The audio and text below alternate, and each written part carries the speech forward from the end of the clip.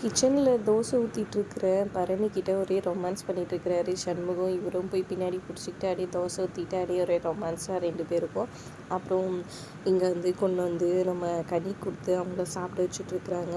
இன்னொரு தோசை சுடலாம் வான்ட்டு சண்முகம் கிச்சன்லேருந்து கூப்பிட்டுட்ருக்க எப்படா அப்படின்னு சொல்லிடுறாங்க. அதுக்கப்புறம் அந்த ஹாஸ்பிட்டலுக்கான மொத்த இதுவும் வந்துட்டு ஓவர்வியூ வந்துட்டு பார்த்துட்ருக்குறாங்க. இது இத்தனை வரும், இப்படி வரும், அப்படி வரும்ன்ற மாதிரி சொல்லி பேசிகிட்டு இருக்காங்க அவங்க மாமனார்கிட்ட. அதுக்கப்புறமா இங்கே ரத்னாவும் அவங்க வீட்டுக்காரரான அறிவும் வந்துட்டு வராங்க. அவங்கக்கிட்டேருந்து பற்றி எல்லாம் சொல்லிகிட்ருக்காங்க. எல்லா மருத்துவம் வந்து இங்கேயே பார்த்துக்கலாம், ஆனால் எல்லாராலையும் இந்த மருத்துவம் பார்க்க முடியாதுல, காஸ்ட்லியாக இருக்கும்ல, நீங்கள் கஷ்டப்பட்டு ஹாஸ்பிட்டல் வந்துட்டு இவ்வளோ இது பண்ணி கட்டணுன்னா என்ன பண்ணுறது அப்படின்னு சொல்லி கேட்க, அது வந்து கண்டிப்பாக ஏழைங்களுக்கு கிட்ட கம்மியாகவும் இருக்கிறவங்க கிட்ட காசு வாங்கிட்டு தான் பண்ணுவோம்.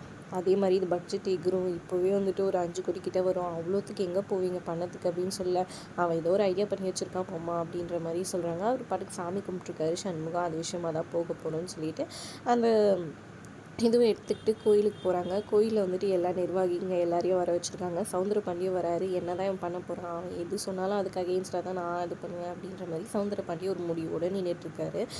அப்போ போய் இவரும் உட்காந்துறாரு. அப்புறம் சண்முகம் வந்த உடனே வந்துட்டு இந்த மாதிரி நான் ஒரு ஹாஸ்பிட்டல் கட்டலான்னு முடிவு பண்ணியிருக்கேன், செந்தூர் ஆண்டவன் ஹாஸ்பிட்டல்ன்ட்டு.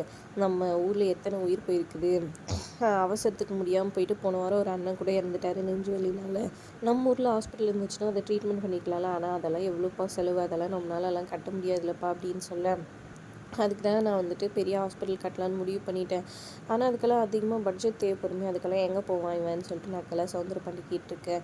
அதான் நம்ம முருகன் இருக்கானே, முருகன் என்ன நோட் அடிக்கிற வேலையாக செய்கிறாரு அப்படின்ற மாதிரி சவுந்தரபாண்டி கேட்க, இல்லை அவர்கிட்ட இருக்கிற நகையெல்லாம் எதுக்கு, நம்ம பீரோவில் தானே சும்மா தானே வச்சுருக்கோம், அந்த நகையெல்லாம் எடுத்துகிட்டு போயிட்டு பேங்க்கில் வச்சு நம்ம வந்துட்டு அந்த பணத்தில் கட்டிடலாம்.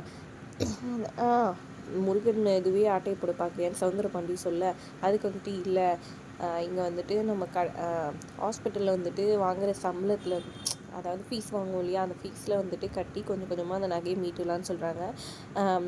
அப்போ ஏழைங்கள்லாம் வந்துட்டு ட்ரீட்மெண்ட் எப்படிப்பா பார்ப்பாங்க, ஒரு பெரிய ஹாஸ்பிட்டலில் அதிகமாக இருந்துச்சுன்னா பணம்னு சொல்லி எல்லோரும் கேட்க, இல்லை ஏழைங்கக்கிட்ட வந்துட்டு ஃபீஸ் வாங்காமலே அவங்களால முடிஞ்சதை வாங்கிக்கிட்டு இருக்கிறவங்கக்கிட்ட வாங்கிக்கிட்டு தான் இதை பண்ண போகிறோம் அப்படின்னு சொல்கிறாங்க. அப்படியே சவுந்தரபாண்டிக்கு செம்ம நோஸ் கட் ஆகிடுது. அடுத்தது என்ன பிளான் பண்ணி இதை கெடுக்க போகிறாருன்றதை பொறுத்து இருந்து பார்க்கலாம். வீடியோ பிடிச்சிருந்தா லைக் பண்ணிக்கோங்க.